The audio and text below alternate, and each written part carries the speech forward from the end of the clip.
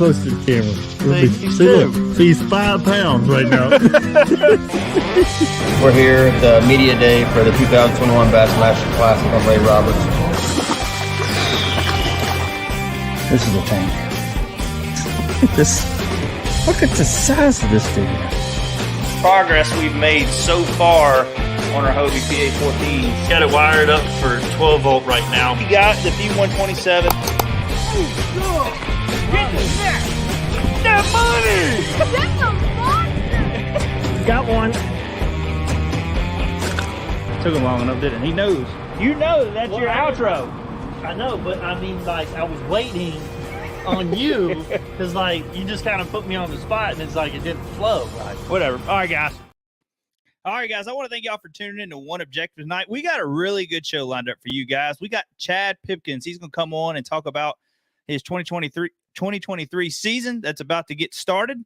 They're going to be down in Okeechobee here soon, catching some giants. Hopefully it's going to be a great, hopefully all them big fish pull up for them guys so we can get a great show out of it. But and we're also going to be talking about wintertime bass fishing, you know, some techniques, where to look, best baits to be throwing, you know, all that jazz. And hopefully we can get some of you guys questions in. It's just going to be me tonight. Chris ain't in the studio. Chris is working. So on these weekday shows, it's just me running it. So just bear with me if I'm not getting every question or whatever. So I'm going to do my best here. But anyways, I want to thank a couple of our sponsors that help support this show. If you don't mind, go help support us by supporting them. You can check out Waterland Sunglasses right now. If you go on to Waterland Sunglasses, use promo code OneObjective for 15% off at checkout. And they got all kinds of different frames, all kinds of different lenses. Make sure you go check them out. They got everything you need. I actually like to have about 3 pairs so you can have different lenses for the different conditions, whether it be cloudy, bright and sunny, you know, muddy water. So just make sure you go check them out. Use One Objective for 15% off. Also, check out Missile Baits. We got everything that you need missile baits on oneobjectivebf.com, or you can go to Missile Baits and check out what they have on there if you want to order from them as well. Either way, as long as we're supporting Missile Baits, truly appreciate it because them guys have been with us for a long while and appreciate all that they do for us. But anyways, we're going to go ahead. We're going to get Chad Pipkens in. We're going to talk about, like I say, his 2023 schedule. Also, if you're here, go ahead and share it with your friends. If you're on YouTube, make sure you hit that subscribe button. And we're going to have this show up on iTunes tomorrow morning. So make sure you check it out.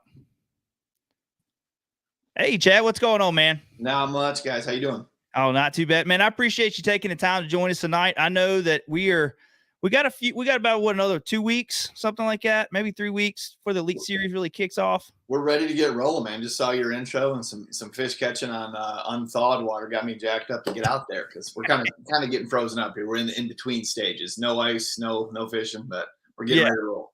Yeah. I mean, it's a couple of people I've talked to. Some people got ice fishing, some people don't. You know, like it just depends on what part of the region you're in right now because it's been a weird winter. We had it in December and for like about 5 days and it went away. And now it's been weird. We're gonna have ice in like May or March and April, I'm sure. So I'm sure that's how it goes. I'm sure for the Bassmasters Classic, it's gonna be the blizzard of a lifetime. You know what I mean? I hope not, man. I've already fished 2 of those in South Carolina and Oklahoma, and they're not fun when it's 25 degrees in the morning and trying to go bass fishing. So I'm hoping for like 65 and get the fish up active and let's roll. Yeah, exactly. And you know, we got the classic, the kayak side of the classic we'll be competing in, and that's what I'm kind of like. Nice.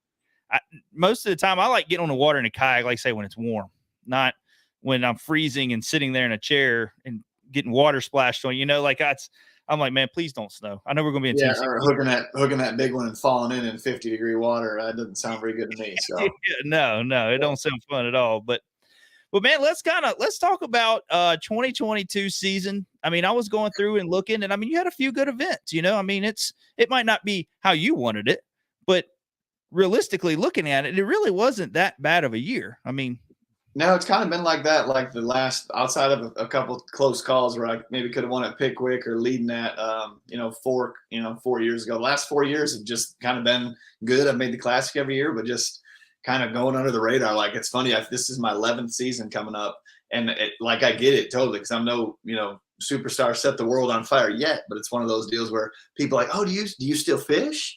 Because you fly under the radar. I mean, I didn't miss a check since like May, and I had a really good end of the season, finished 30 something in the points, and it was good. Made the classic again, but you don't get seen unless you make those top tens or make some waves. So I just feel like it's a matter of time. Sometimes that's happening and sometimes it's not. And this year, I think I made one top 10 in an open, but outside of that, just kind of cashed some checks, had some fun. But we're due to like light it up one of these times. I just talking to you about that a minute ago. I just haven't strung a whole year together. Like I've done in the opens a few times where you get 3 or 4 good events and you're in the top 5 in the points. I always stub my toe either in the middle or the beginning. So hopefully we can figure that out and string 9 together one year and make a run at AOI. Yeah. And it's crazy because, like people talk about momentum in football and racing or sports in general, but like people don't understand either. Like bass fishing, it's momentum. And it's that if you start having good events, that positive attitude you're going into them, you know what I mean? The confident attitude that you have that, I've been figuring them out, So, I mean, that's a big player, right? When you go, like you look at towards the end of your year last year, you had some really good events. Yeah, 100%. I think even more so in our sport versus other sports, just because our sport, like all sports are mental, but our sport has such a mental aspect with so many decision-making features. Yeah. Like it only takes 1 or 2 right ones a day to have a great year, Yeah. And when you're not catching them, the decisions are so hard to make. You're out there and you're like, man, do I run here? Do I run there? And before you know it, 30 minutes have passed, 20, whatever, and you miss that window and it feels like you're just behind and you have that opposite momentum. You have that snowball effect that just sucks you down. But when it's good, dude, you don't even make a decision. You're like, you're catching a fish. You're like, I'm going to roll over here. You just roll over there, pick up a bait you haven't caught anything on. And like, you just recognize things so fluently, as they're happening. Like I've had some events where you tie in a couple extra baits the night before, like I call them the what if or circumstances. Like if something changes, you may not even have thrown it in practice, but it's 9 o'clock in the morning and you're like, that should be right now. And you pick it up and you just start stroking them. And like, that's when things are firing, your brain's firing and you're just listening to your gut, and that's when you fish. That's when you make 9 of those in a row and you're golden. Unfortunately for me, my 9 usually end at the end of the year when I'm rolling. They're like, okay, you're done now. It's time to go to the off season. Yeah. What are you going to do? And as anglers and a lot of the guys that are listening to this show, tournament anglers, we can relate. Like fishing's one of them things, man. You can have one really good event and then you have a bad one, then a good one, or there's years where you just suck it up real bad, and it's like you can't put the puzzle together. 2016. Mm-hmm. Yeah, that was good. Yeah, I mean, and it's crazy how it goes like that. But like say sometimes it's just a little adjustments either off the water that make it better, whether life at home is better or just mentally you're there, you know what I mean? And I think what you said at home, that's why you see guys like my buddy Garrett Paquette, he's big into the numbers of like when people peak in fishing. You've got your Wheelers and Polnick and, like Justin Lucas and, those guys that just light it up right away. But then there's the majority of guys that are like those next step, they peak in their mid 40s. And it's because like initially you're trying to make it, like you're there. Like this is my 10th year or 11th year now. Like I'm there. And initially you're like acquiring those sponsor deals. You're also learning how to navigate your decision-making, your strengths, weaknesses, and you're building your knowledge on your lake base, So like after 7 or 8 years, you really have seen a lot. You've seen a lot of things. You've failed a lot. And then hopefully, you've tightened up your financial deals and stuff. And it just starts to click as an angler. And for me, I've felt that the last, I would say, 5 to 7 years. And now starting a family a few years ago, like we got 2 kids now, but like everything's there. Like I don't have any excuses. Like we're good. Let's go get it done and have some fun. And I feel like I have. And that's why I've gotten in a rhythm the last, 5 years have been my best 5 years. And hopefully the next 5 are the best 5. And we just get into that next pinnacle, Yeah. What do you think it is with some of these guys that just come in that just they're automatic superstars? I mean, what do you, I mean, I know that it's skill. I understand that, but like, it's just, it don't happen every year. You know what I mean? Like it's so often you just got one guy that comes in and just boom, he sets the world on fire. Like, yeah, to do it like Wheeler, Jordan Lee, Polnick, Justin, like those guys, they have that it thing. You know what I mean? Like that person doesn't come around every year. There's not one of those. But like when you do that and you come in and it keeps happening, they've got the knack that the decisions come natural and they're not fighting with themselves. They literally just I mean, like this year, Polnick, like I share info with him. We talk a lot, like good buddies. Like the last day when he almost blew Angler of the Year on the second to last day, he had the bites to catch him the first day. He didn't hook up. So instead of going there logically, like a lot of us would do, like where we had bites and missed them, he's like, nah, he just goes somewhere completely different where he hasn't been. But he does that all the time. Like he's just very aware. He's like, I know that was working at noon. I can come back to that. I'm going to take this and maybe I can get off to a better start. Like they're good about making those natural changes and not afraid to, take a risk, I think. And you see other guys that come in, I think, your first year, especially because you don't know what you don't know. So you come in your first year and you just do your own thing and you're kind of unaware. Like there's hundreds of different ways to catch them. If you focus on like Hackney and Christie, those guys are going to go fish shallow. If you focus on your deal, you can find them. If you try to do a little bit of everything, you're probably going to suck. And so it's one of those, like, just get out there and do your own thing. And then as you learn a little bit more, there's usually like, I was doing my thing, then I learned more. And you have that like sophomore slump, junior slump. And then you kind of harness, a little bit of everything and what you like to do and where your strengths lie. And I feel like that's exactly what happened to me. I could have had my best year starting, but I caught some bad breaks. And after that, like I slowly, I started to figure stuff out and then I had a little dip, then once I realized like, I can do what I like to do. I like to finesse fish. I like to, throw shaky heads and drop shots. There's guys that make a living doing that. And there's guys that win tournaments doing that. You just got to figure out how to do it. Yeah. Jeff Cree, you look at him, he made a living off of shaky head. Yeah. Dude, I can't tell you how many big fish I've caught. Like when we were at Chick and the fall 2 years ago, I caught a 7.5 at Big Bass one day. I caught 7.2 at Kentucky Lake. It's not like you're just going down the bank throwing a shaky head. Like you target those big fish areas and those isolated sweet spots. You're going to put your bait in front of more fish and bigger fish. You're still going to catch big fish, Yeah. I love Zaldane, good dude, but I don't have to throw a glide bait to catch him. I always joke with those guys wearing fork and I have a 9 something on my scale. I'm like, I caught him on the glide. And they're like, did you? I'm like, no, I caught him on my little DC 300. Sorry. It is what it is. Yeah. Do you, kind of talking about that glide bait thing, do you throw it? Well, we're just starting to kind of get into it. So we're dabbling with 45, 50. Don't do it.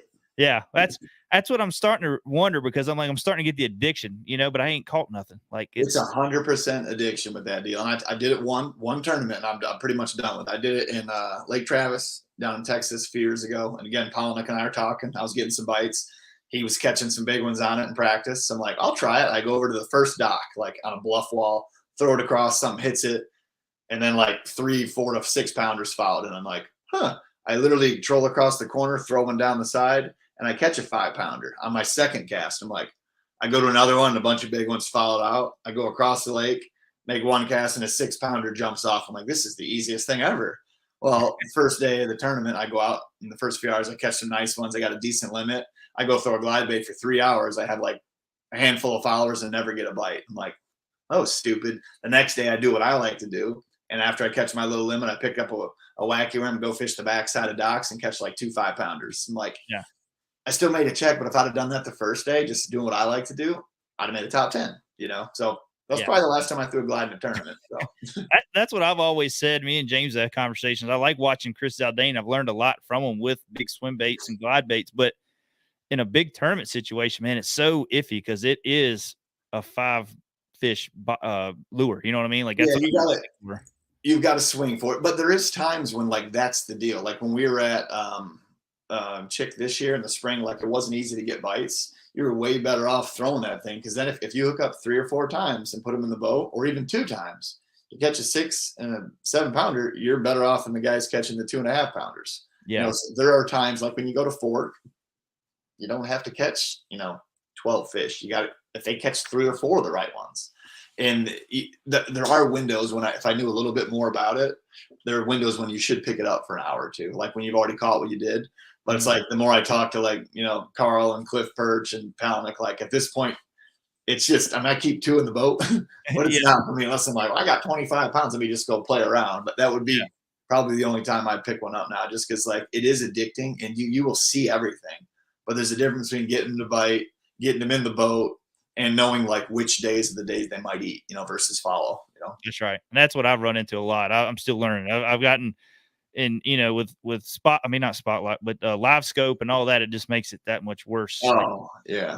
So sometimes I'm like, I'm just putting this back down and throwing a jig or a spinnerbait or crankbait, going back to what I like to throw, because I've gone out a million times and not caught nothing because I kept that thing in my hand all the time. But I know now you see them on live and you see them with your eyes, and you're like, this is just not there. There's literally fish everywhere. That's all the live. It's amazing, and it's like people that don't have it, you're like, oh, it's cheating because you can't. All it teaches you is that there are fish everywhere, and we are terrible fishermen because we can't catch them all. Yeah. Some days they eat a little better than others, but man, they're all over the place. Yeah, exactly. But let's talk. Go back a little bit of 2023. There is.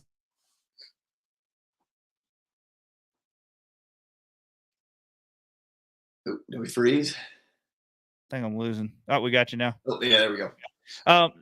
Looking back at 2023, I know shoulda, woulda, coulda doesn't help, but is there any tournaments that like stick out that like, man, if I would have just maybe made this decision, the outcome might have been a little bit better?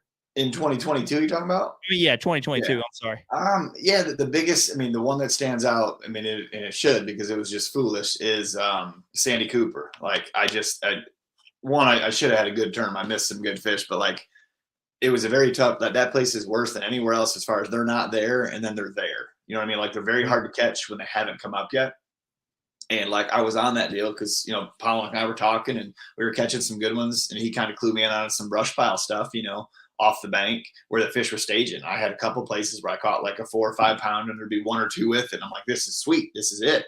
And then I had a few places, like I had marked a couple fish on beds and some empty beds. And I knew they were coming. I wish the last day of practice, instead of running brush, I'd have went and looked at some of that stuff. Because the first day I caught like 15 something was in the middle of the pack and kind of caught fish here and there, but didn't really go up and look. I had all that weight by like 11 o'clock. All I had to do was go up to the bank. I was literally fishing next to Drew Cook, next to Corey John. Like, I was in the pocket that it got one in. That was my pocket that I had the most beds on.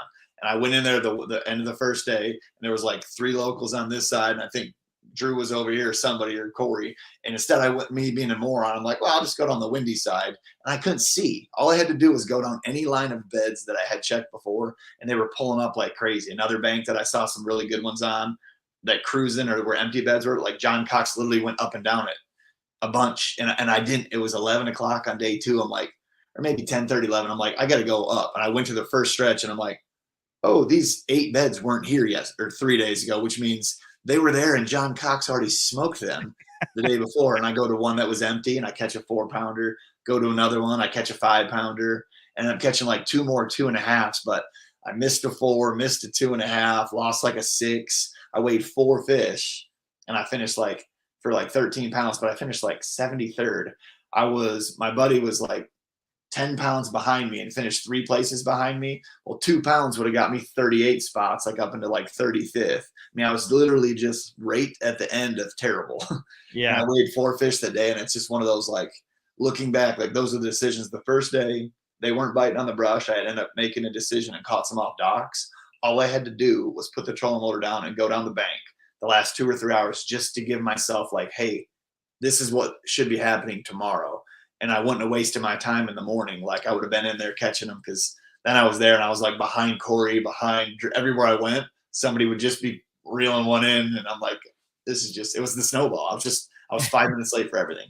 Yeah. And it's those moments like that we learn from, like you put that in your memory bank and you're like, all right, next time I'm going to maybe move up a little further. Just check more things out, Yeah, and do it quicker. Like, I literally had those fish the first day by 11:30, and I was doing it like 4:30. I had 5 hours and I didn't even catch a damn keeper after that.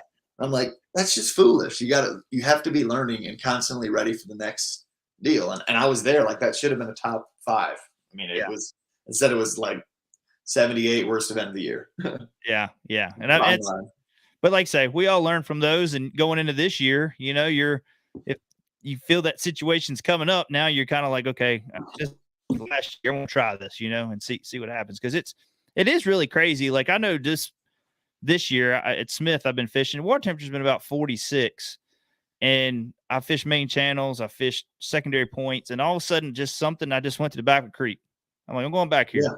And there was bass chasing shad up into the creek, all up on, and I'm like, I never look shallow this time of the year. I go out there in the deep water, and that's where I look for them. And I'm like, then I catch a few, you know? So now I'm kind of like, okay, 46 degrees. I know I need to be up on a bank looking around a few times, you know? Yeah, and every day's different, man. And it's like 46 degrees, 46. Well, if it's 55 and it goes to 46, different ball game. If it's 39 and goes to 46 and you got a warming trend, like those fish get up quick. And it's really crazy because the place that they're going to get is a foot to 2 foot of water because it's going to get the warmest the quickest. If it's been, 35 to 45, 50 degrees for a while and you get a 50-degree day or two, and there's a 1.5 2 foot of water with a piece of wood on, like that thing is going to be burning up with heat. I don't know how they feel that, but like that's the water that warms the quickest. So like you go deep or you go shallow. I do feel like that time of year, like what you're talking about, that middle depth kind of goes away. It's like they're going to sit under deeper docks, going to sit in ditches, or they're going to get up shallow and sun, and or just get crazy and chase bait when it's time. Yeah. It's like say just time on the water. You know, we were talking about you're going to be fishing some opens. You're going to be fishing northern opens this year, and you're just trying to get that time on the water. You're getting that more experience, and talk a little bit about that. You know, we talked about that before the show. Why you are doing the opens. Yeah, like we mentioned earlier, it's all about rhythm. It's all about decision making, and I feel like I don't fish a ton at home. I mean, I can, but it's like going to Lake Erie, going to Saginaw Bay, St. Clair. It's not like fishing other places. You know what I mean? So it helps, but it doesn't help. So at home, I fun fish a little bit, take sponsors out, whatever, run a little paint company, do some rental properties and stuff. So I stay busy. So when it's time to fish, like I am freaking jacked up, ready to roll, excited. Like I'd shake because I get so excited because I haven't got to do it in a while. Yeah. So when it's ready to go, that's my time. But the difference is like that tournament situation. That's what you need to be in more, because like you can go out and fish and time on the water, but like when you have all the time in the world to make the decision, it doesn't really, replicate like game day, like practice how you play. Like when you're just out hanging out, it's not the same scenario. So for me, like doing the opens, it helps me get in rhythm. And most of the years I've done well, like I made a top 10 in an open, and then I cash out the rest of the year. Like I get in rhythm, I get that confidence, and I start fishing better. And my favorite was when they did, for 2 years, Bass did the Eastern Opens.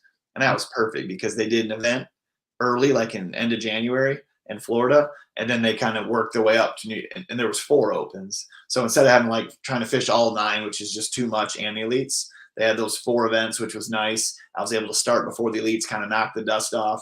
And that really helped me. And since then, I've always taken like the week before our official practice starts, I'll go down to Florida and I'll get on the water for 3 to 4 days and kind of like go through making sure my gear's ready, but then get into that, like, okay, they're not here. Where should they be? And try to replicate like at least a practice day so I can see if I can find these fish. And that way, like a lot of times things just start to like get your creative juices going, and then you start practice and you're just thinking about what should be happening, not like I hadn't fished in 4 months. Yeah. Well, you're just working on a split second decision kind of stuff. You know what I mean? That's all it is. That Santee Cooper tournament, like I was there doing the right thing, the right play. I just didn't make the decision quick enough. I didn't get up and go, and for me, that's frustrating because like I use it, like that's what I would say. I make quick decisions. And for some reason I was just beating the fire out of that dead horse, and it wasn't really good. Yeah. I want to touch base just real short on it because I know, like say, you're fishing the 3 in that series. You're not fishing all 9, but what do you think about Bass's decision on having to fish all 9? I'll tell you my opinion first. I think it's a great idea. I think it'll hone everybody in, and you're going to get the cream of the crop, you know what I mean, to come into the elites. But what is your take on fishing all 9 events to get into the elites? Yeah, I mean, it goes both ways. And I hate that the guy that, wants to fish the elites that has a job, like I feel bad for that person. Yeah. Who I feel really bad for is the person that wants to fish all 9 that can't even get into them. You know what I mean? Like, so this makes it possible for anybody that wants to get in, that is ready for that lifestyle change. Like if you got a job now and you're fishing the 3 opens, like I get it. Yeah. But if you can't make time now, how are you going to make time later? Because what can happen is you think you can make time later, and maybe you have 3 knockout events and you make the elite series, and maybe you don't get the financial help, or then you're quitting your job. Well, 2 events in, then you quit. And what hurts me and the other guys, like you're taking somebody else's spot. And now it's to the point where, like, since I've started, like we've lost 60 to 75 guys that have been kicked out by other guys, which I love it. It's competition. That's what makes us better. And like, you got to catch them to stay in there. But it's frustrating when somebody gets in and then they're out in 3 or 4 events. Yeah. And like, I totally get it. You got to do what's right for your family, your kids, you know, your life. But it's like you send that other guy that had the deals and was there, and he's packing. You know what I mean? So I feel like now the people that make the Elite Series are going to be more prepared. And if they're fishing all 9 events, they'll probably already have a sponsor lineup, or they have some sort of work situation that allows them to make money at home or whatever. So the guys that make it are there to stay. So I feel like it's the right stepping stone for that. But I do wish like there's another place for other guys to fish even more, because like they're still full everywhere, you know. So I think in terms of qualification for the Elite Series, I think it's the best thing, because it's going to get the guys that are there to stay. And that's why I still like the fact that if you win, you go to the class, because that's still a dream too. Like if you're yeah, I wish they did it a little bit like a combination. If you want Angler of the Year on one of the 3 divisions, you get to go, because that's a pretty dang big accomplishment. Yeah. And then maybe take 4 or 5 out of the 9. That way you're still getting the 7 or 8 guys, but you still have a chance if you fish only 3. That's right. It's a work in progress. I think maybe they'll change it, down the road. Yeah. Yeah. And I think you're right there. Now that I look at it, stepping back, I think, for the guys that do fish all 3, I mean, it is tough. I mean, it's still, no matter what you do, it's still tough to make that commitment to fish all 3 of them, if you've got a regular, because some of that, depending on your vacation time, if you got a regular job, that's all of it. That's all of it. Yeah. So, I mean, all your family vacations and all that stuff is gone for the year, because that's what you're focused on. Yeah. That's why, it's a tough, like everybody, man, if I had the time or the money, I would do what you do. I'm like, us being on the other side now, that's the one thing all of us hate to hear, because I'm like, aside of us, very select few, nobody had the time or the money. Like, I lived at home till I was 30, because I did not want to get committed for a wife and kids. I still owned a little home, like a rental house, that I hustled to make money for. I was working 80, 90 hours a week, hustling on the side, doing construction, landscape, ref and hockey on nights and weekend, because I was trying to make money to support the fishing thing. And it's like, it's what are you willing to do that other people aren't, to get you that next step? And for some people, it's just literally just being soaked into the industry and fishing every day. Like, everybody's got a different path, but what all the paths need is they all need money and they all need time on the water. And it's like, typically, if you got the money, you don't have the time on the water. You got the time on the water, you don't have the money. So it's like it's a constant struggle and a balance trying to make that part work, especially when you're starting off, because it is hard. It's expensive. And to fish the opens, unless you make a top 7 or 8, you're not going to make any money. You could finish 12th in all of them. You're going to spend the same amount. You're not going to make money. It's there for the experience and to get to the next step, kind of, Yeah. That's, I've heard people talk about the payouts ain't good in the opens and this and that, but that's what I'm looking at. I'm like, it's really not there to make a living off of. It's there to just get prepared for the next step, So yeah, I do think there needs to be another little open tour or something. Maybe it's 4 events that, it would be cool if we had something going where, because now, like, you lose 7 to 10 guys a year for the Elite Series. I don't want to necessarily go fish, I love the guys at MLF, but I don't want to go there. I like the Elite format and want to be there, but like, they don't give you a platform to make money. So then you might have to fish a couple opens and maybe go fish, the major league fishing, the Big 5 or whatever, because there you can still, it's a $10,000 payout. You can still keep some, sponsor stuff, and you can still cash in bigger checks. So it's like, you got to have a combination of the two, kind of, Yeah. It's a tough game. And I don't think a lot of people look at it. If you don't have the endorsements and the sponsorship, I mean, if you really look at it from what you guys pay a year to travel and entry fees and all that stuff, even if you cash checks at all events, I mean, sometimes you're just breaking even. You know what I mean? You're not. You don't make a living cashing checks. And I hate saying that. I mean, it is what it is. It's just, there's so much opportunity in fishing right now with the non-endemics that are involved, the people in fishing that are involved. But you don't make money a living cashing checks. In my first year, let's just say I'll just be honest with you guys, straight up, here you go. I had maybe 45, 48 grand in sponsor deals, which is a lot. That's a pile of money, more than I ever had in my life. I cashed 2 Elite checks, an open check or 2 for like 23,000. Well, there's my, what did I make? 60, 70 grand. Well, I spent 83 with all my travel, all the entry fees everywhere. So like, I busted my butt and I lost 13 grand. So try to support a family on negative 13,000. It ain't easy. So to come back to that life. Yeah. The year before that, I had won an open, and I had finished an FLW tour event as a co-angler and finished, I won one of those for another 30 grand. So I had saved like 60 grand, and I still worked 80 hours a week. So like, I knew that was my time to take a risk. Yeah. And then it grew every year after that. But like, you have to have some sort of plan set up, because you don't want to just mortgage the house, double mortgage, you know, credit card. Like, you want to start with something and have like a feasible plan to give yourself a chance. And we all have stories like that. And it's just, I would have done it earlier. I wish I did. And I almost won a tournament and like 3 or 4 years before that as a co-angler. And come to find out, the fish I lost when I finished third, the guy that won was Brandon Palnick.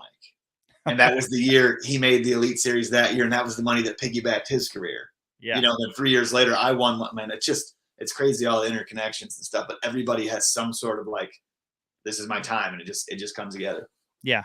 Yeah. Well, that's cool to hear that backstory and kind of give everybody a perspective of what it is. Like, everybody thinks it's glamorous to be an elite pro, but it's tough, and it's a lot of sacrifice for you and your family. You know what I mean? So for sure, you got to have a good support crew. I mean, that like when I first started, I was on the road a couple times for 6 weeks at a time. I mean, now it's gotten better. I still got one event this year, one run where I've got 2 elites, an open and elite. I'll be on the road for like 4.5 weeks. Hopefully my wife and kids can fly out for like 10 days in the middle, but it's a long time to not see your kids, you know, but it's part of the sacrifices everyone makes. I mean, because you see like there's a ton of sacrifice start to finish, but I mean, it is like, there's a lot of money to be made, but a lot of it's at the upper end. So they don't show a lot of the struggles, because who wants to see the struggles, you know? Yeah. But the reality is some people fail, some people succeed, but like now I would say it's probably the healthiest, you know, where the median of the fishing, like it's all coming up, you know, with couple different groups, a couple different places to fish. Like, that's raised the bar as well. Bass has stepped up a lot to help us too. So it's a good time to fish and be involved in the fishing industry. I mean, a lot of more people are fishing than ever before. So hopefully we just keep rolling and get to, you know, get out there and catch them and make money and keep our wives happy and live a good life, right? That's right. That's right. Yeah. Well, let's talk a little bit about the 2023 elite season. Is there, I know a lot of anglers, we ask this question a lot when we talk to you guys, and the question we get is all of them, but is there Mine's north. North? Yes. Yeah. All yours is upper north. Yeah. Is there anything, I know you're the northern lakes, but is there any like southern lakes that you're kind of like, man, I love to get to this year? I mean, I love Lake. Obviously, I've done well at Fork. I love Lake Fork. I've just learned how to fish like timber. And over the past few times being there, like, I've really realized what else the fish on. Like, what bugs me is when I had 63 pounds after 2 days. Like, I caught all those fish off of like 2 places. And I really didn't know a lot about like the herring, you know, the spawn, not the herring spawn, but the dang gizzard shad spawn. Yeah. And I didn't know about these other bear places. Like, if I knew like the areas that I know now, if that was firing with you, like, I'd have won the tournament. And it would have been a big thing to beat Cobb catching 38 pounds. But like, when I caught 5 pounds one day, you know what I mean? So it would have been nice if I'd have known a little bit more. But that's part of, like we talked about, you just learn, you pick up pieces as you go. And I picked up a lot of pieces there, and places I've learned, like, I love grass fishing. I love offshore grass fishing, whether it's chatterbait and jerkbait. Like, that's when I almost won at Pickwick. You know, I was catching them on a chatterbait there.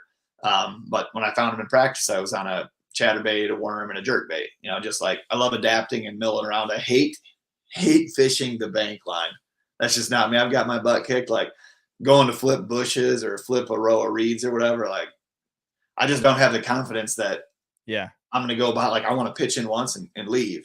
I don't want to keep going up and down, but I've seen it where I roll in and maybe I catch one, I leave, and then I drive a couple times, and the guy that makes the top 10 is just going like this, back and forth, like 100-yard stretch. I'm like, I'm just not wired for that, I guess. So yeah. It takes a special person, because I have fished like federation tournaments and stuff with draw partners, and you know, I'll be running a boat, and if I got a group of fish like around 6 or 7 docks, I'll stay there, especially if it's like in a channel swing or something, and get my limit. And sometimes they're looking at you like, dude, are we going to fire this thing up and go somewhere else? And I'm like, no, I think they're here, man. You know, like, some people just ain't like that. Like, they got to go. We got to move. Yeah. I want to throw the one that wants to eat, but there's been times where I'm like, I did mess up, you know, and I've learned Florida is one of those, like, Florida, I've got the first couple times kind of stubbed my toe. The last, you know, 3, 4, 5 years, I've done really well in Florida. And it's because, like, Florida is, you pick your trolling motor up more than 2 or 3 times, you pretty much lose. Like, the deal in Florida is you have to put it down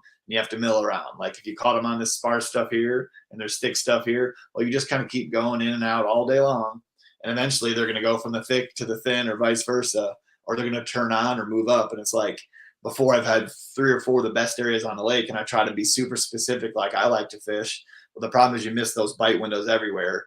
And when the tournament's done, I'm like, well, the 5 or 6 guys I fished around in each area all made the top 30, and I finished 90th because I tried to fish all 4 areas, you know, and it's so Florida's one of those places. Slow down and let's get to work. Yeah. They said, love to see them go to the Everglades. Would like a 32 a day to win. Oh, sounds like fun to me. Yeah, dirty 30s. Where's the Everglades? I'm guessing it's in Florida. Yeah. Yeah, that'd be crazy. That'd be crazy. Well, is there any lakes that you think that might stick out this year? I know the Sabine River might be one of them. I'm just kidding.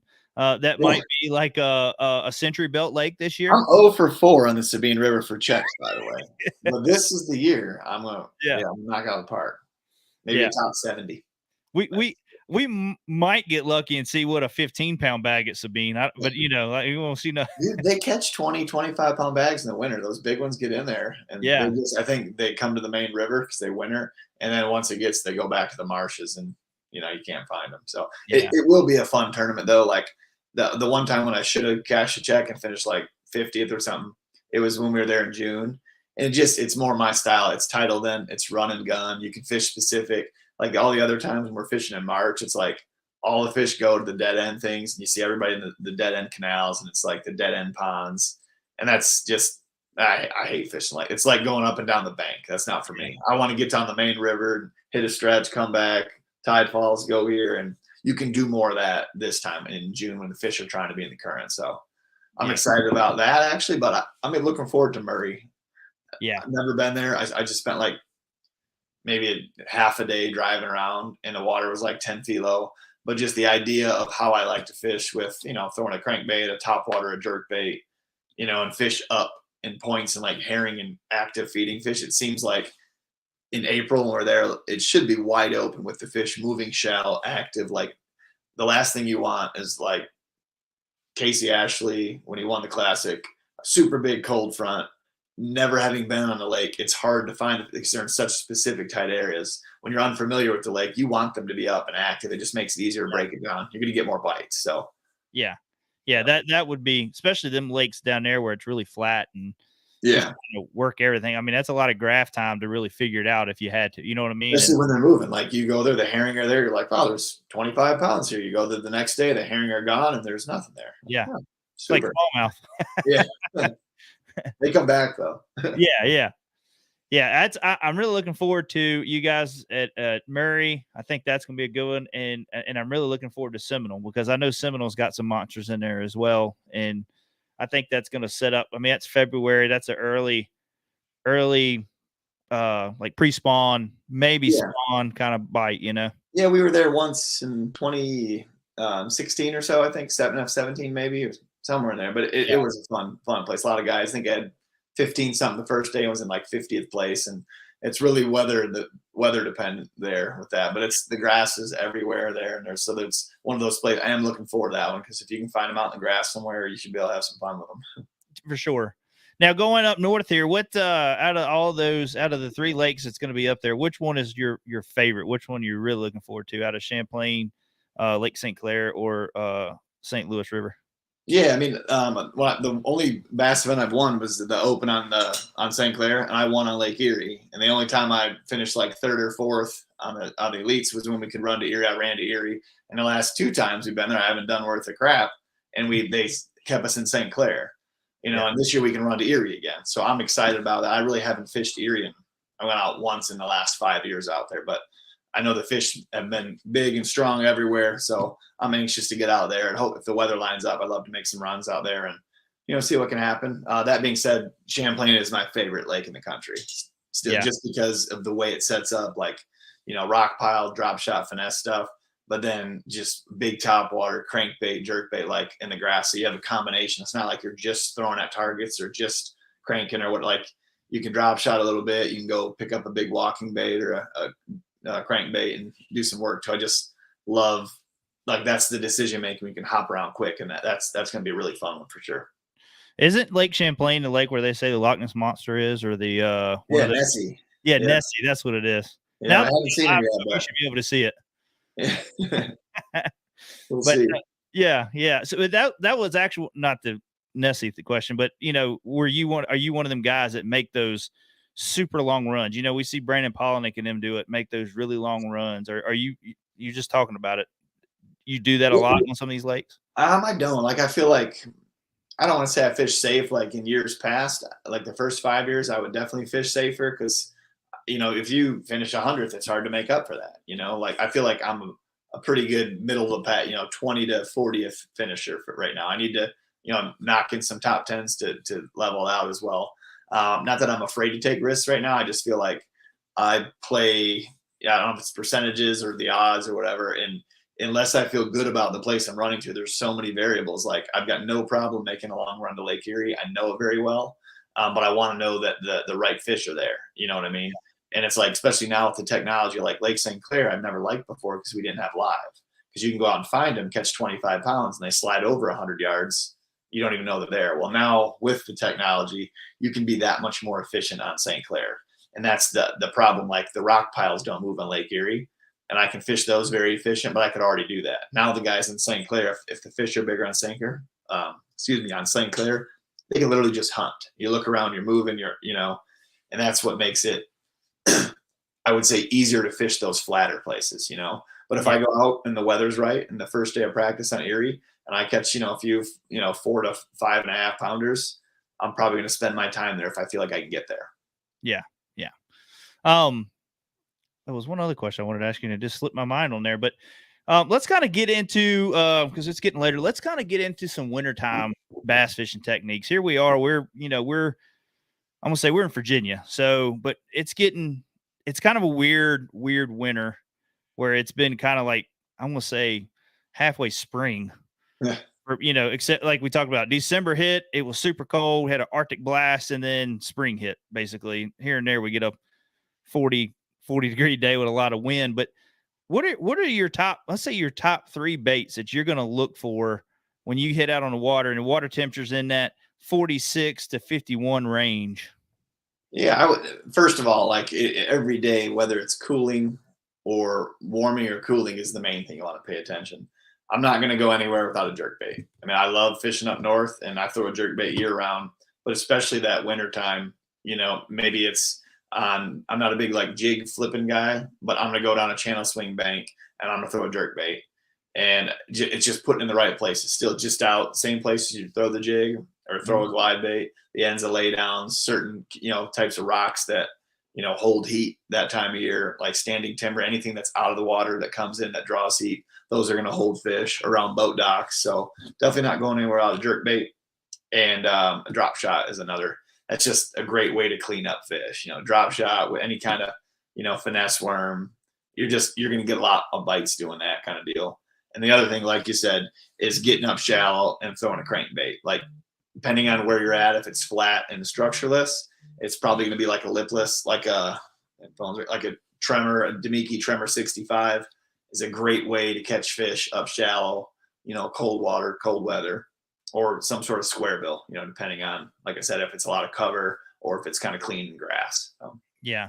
Now, when you're looking for those fish, are you going to start at the mouth of the creek and move your way in and hitting channel swings, or are you just going to start in the back and then just kind of work your way out to the main? I would say the best thing to do to get a gauge on like what, and I've made mistakes like in tournaments and practices, is trying to run what you think is right away. Like just, running just all the outer points, whatever. Like just sometimes it's good just, for 4 hours, put your trolling motor down, like get in a creek and kind of fish it. And you'll start to get a gauge on where the fish are. Maybe you pick a small creek, you start on the out, you fish some points, fish some channel swings, fish the backs of some stuff, and you'll start to notice where you get bites, and then you can dissect things quicker and then start running, a pattern within a pattern. But for me personally, it's been harder if you just try to run stuff. You don't really give the fish a chance to tell you, like which it still works sometimes, but you're not letting the fish tell you what they're doing. You're kind of you're telling the fish where I want to catch you, which again can be work, but you can be too stubborn sometimes, and sometimes you just miss easy clues. Yeah. Now, a lot of guys, everything you see around this time of the year, especially when you get mid-south to south, is red. And are you a guy that's got to have red on this time of year, or do you just kind of go natural? And I know watercolor plays a big Yeah. difference in what you throw, but for roundabout, are you kind of keeping it natural shad looking, or do you try some of them really bright colors? Yeah, I'm pretty simple, dude. If you looked at like what I throw in the boat, like when I'm catching on the DC 300, like what color? I'm like, it's probably real shad. It's real shad. It's real like 3 crawfish. I'm throwing real shad. It's Yeah. like it's just triggering a bite. And I say that, there's times when obviously like super clear water, the color makes a huge difference. But the main thing I like to think of is the water column, whether they're top, middle, or bottom. And I would focus more on that versus trying to dissect 50 different colors, and then getting the reaction out of the grass. Again, is the fish on the bottom of the grass, or are they sitting suspended next to the clumps of grass? That way you get a gauge on, where the fish are at and what they're doing versus the color. And still pay attention to clues. Now with our technology, if you get a lot of fish following a jerk bait, not committing, maybe, switch to a swim bait, or maybe switch colors on your jerk bait. Same thing with how you're hooking the fish.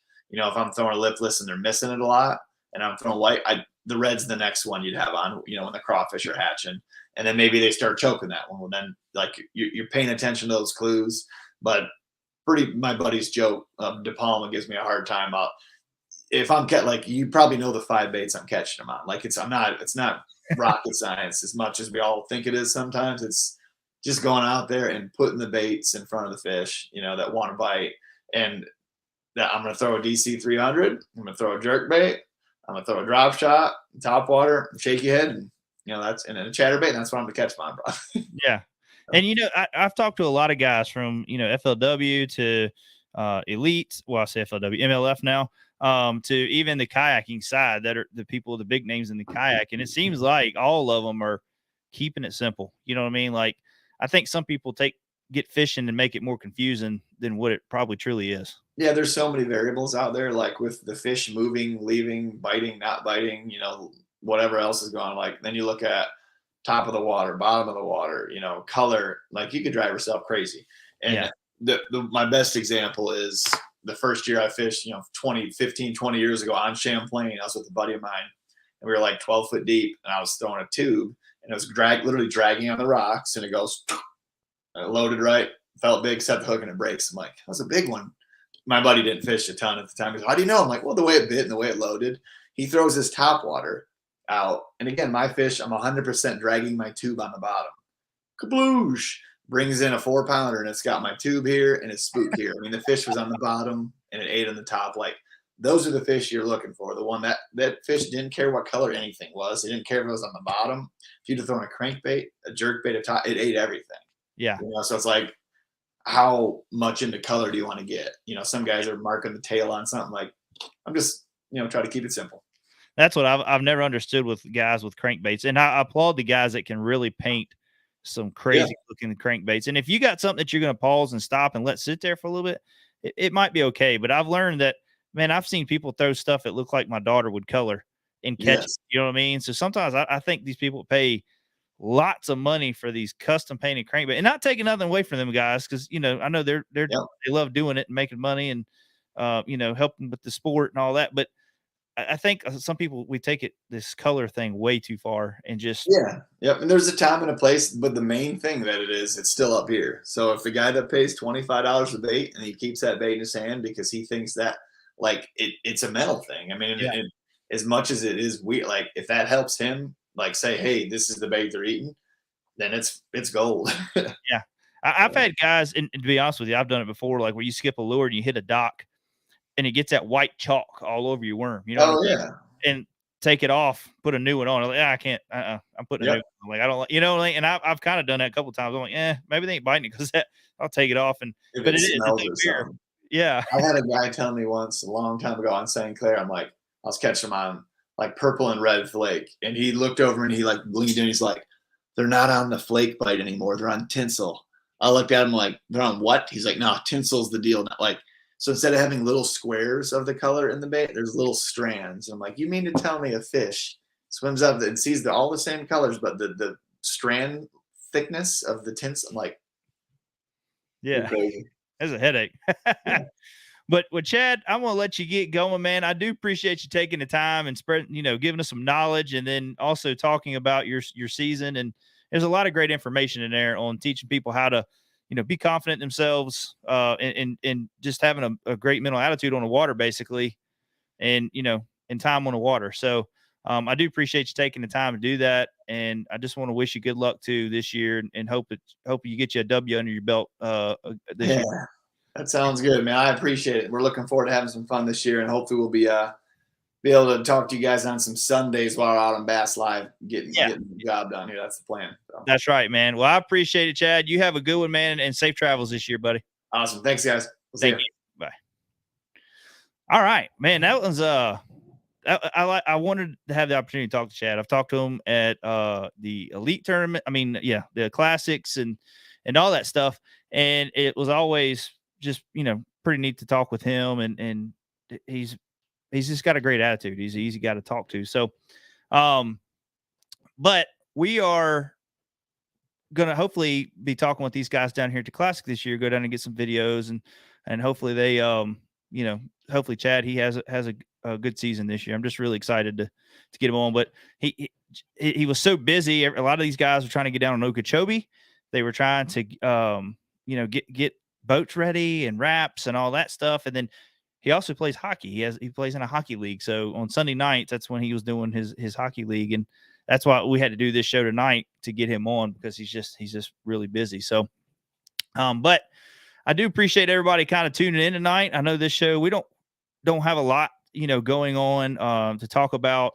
Just I wanted to get Chad on and, go over, like I say, go over his season. So I hope a lot of you guys got some great information out of that. I know I did. It was every time I talk to somebody new, it's like I get so much information from each one. But when you sit down and you write it down and you look at it, it all comes back to just a very few things: time on the water, confidence in your baits, and confidence in yourself. You know what I mean? And time on the water is what gets that. So the common denominator is just making sure you get that time on the water. And I know for a lot of guys, it's really tough because you got families and you got work and all this stuff. But for me, it's kind of the same way. I don't get as much time. You think I would get as much time on the water than, some of these other guys, but with our running our business and then, doing the logistics side behind the, on the computer and all that stuff, I don't get as much time. So I'm kind of like here with everybody else. I try to get that once a week if I can, sometimes once a month. It just depends on how things go. But it's just kind of getting out there and building confidence in what you're doing and being out there for those changes, because we all know that things can change in a minute. You know what I mean? And everybody is, all these fish are, they're either sitting there in about that 10 to 15 foot range and the sun comes up and it gets good and sunny and it warms up. They'll pull up super shallow quick. So, and that's some things that I had to learn this year from fishing or last year from fishing Hobie and bass was, these different lakes and how these fish just make just subtle changes that will help you get more bites. For Toledo Bend, for instance, I was casting a Carolina rig out in about 15, 20 foot of water, dragged it up, getting bites. It was little ones. And then I finally just fan cast it across the point on the shallow side and didn't like what I felt down the bottom. So I went to burn it back in and boom, hung one. And it was like 18 inches long. And I started doing that a little bit towards the end of the tournament. And I was losing some fish because trying to reel a Carolina rig in like a crankbait, your hook set sometimes ain't as great. And I think I made some changes with my hooks too. So I think it was the kind of style hook I was using then, which I was using a wide gap, which is okay. But on a Carolina rig, I like using more of an offset hook there. So, but you learn those things. That's time on the water, man. And, I've talked with guys like Casey Reed and we got Jason Hensley in here now talking with him. It's making those changes on the water and being on there all the time. You'll learn that from time on the water. So, but anyways, guys, before I get off here again, make sure you check out Waterland Sunglasses and use One Objective at your promo code. That'll get you 15% off your order. They got a lot of different styles that you can choose from. They got sunglasses for men and women, and then your lenses. And like I say, it's very important if you can afford to get you a couple different pairs of colors to have in the boat, it's great because you can use them for all kinds of different, from cloudy to muddy water, clear water, super sunny days. But if I had to pick one pair right off, would probably be color wise, is going to be that blue color they got. I can't remember the daggone name of that color they call it, but because everybody's got so many different colors they call their lenses, but it's a blue, and I'll look it up and I'll have it right for the next show. But if you had to go around and pick one color to get you through everything, that'd probably be your best bet on that. So, but like say frames, everybody's head's different. Just check out all their frames. They got a lot of great frames.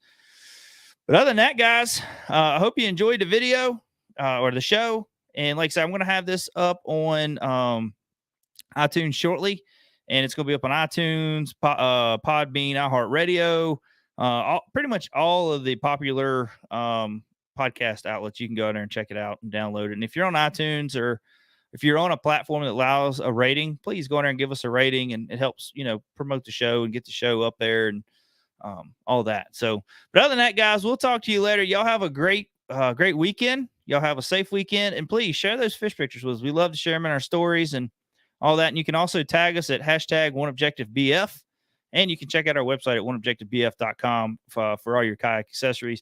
Tackle, we got a lot of tackle in there. Make sure you go check that out. And then everything else you need for just getting on the water and having a good time. So we'll talk to you later, guys. See y'all.